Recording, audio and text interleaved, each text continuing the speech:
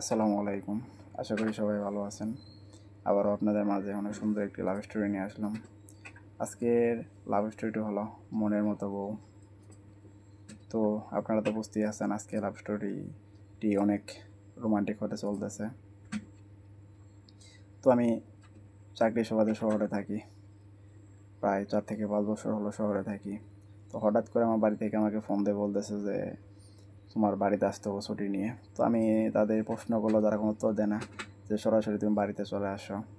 তো আমি আর কি করার, যেহেতু বাড়িতে সবাই বলতেছে তো আমিও সব কিছু গুছিয়ে ছুটি নিয়ে বাড়িতে চলে আসি। তো বাড়িতে আসার মুহূর্তে তো আমি অবাক হয়ে যাই, কারণ বাড়িতে অনেক মেহমান ছিল, সব কিছু সাজানো ছিল। তো আমি কোনো কিছু জানতাম না, তারা আমার জন্য মেয়েও দেখছে এবং কি বিয়েও ঠিক করছে।